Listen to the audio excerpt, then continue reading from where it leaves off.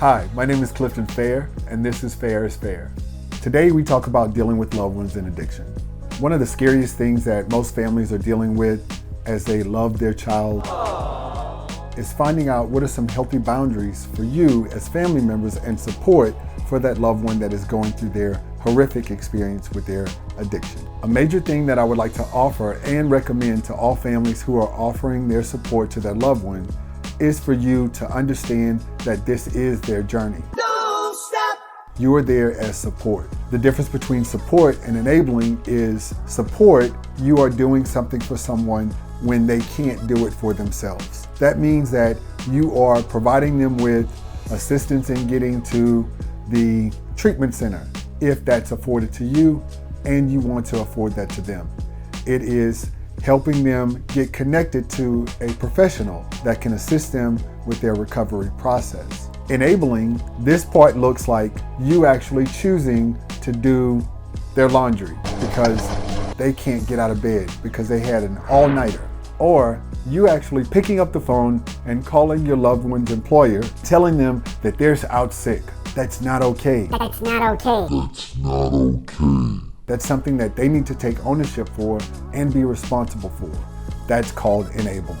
More often than not, someone that's going through their current addiction process is probably holding you hostage emotionally. Uh-oh. That looks like them blaming historical experiences that you may have participated in order to justify their current and continued use of substances. They are basically holding you up in front of them as a shield for their continued use. In order for them to continue to get better, they have to step into the light, and you need to move out of the way. Your guilt, remorse, and/or shame for co-creating their experiences should no longer hamper them or inhibit them from getting better. If you feel like you're being dragged into their active addiction, you need to seek help for yourself so you can understand where your line starts and their line stops. You start developing realistic and healthy barriers and boundaries for both of you. Knowing what you can contribute to in order for them to continue to get better, and also knowing what they need to be responsible for in order for them to get better is very important within the confines of their recovery process. The last thing that any of us want to do as loved ones, family members, or friends is to love someone to death. Understanding that someone is struggling with addiction up against us making excuses for their addiction are two different things. When we understand that someone has a problem, we're working with them in order to help them come up with solutions that are viable. Us giving them permission to continue using the substances they use because that's just who they are, or because we don't know if they'll ever get better, it's not a reason for us to continue to supply, support, or encourage their active addiction.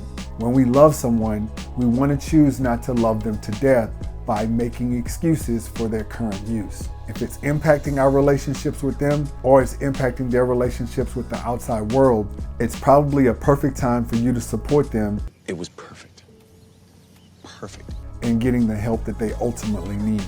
I'm Fehr, and this was Fehr. Like, follow, and subscribe so you don't miss what's coming next.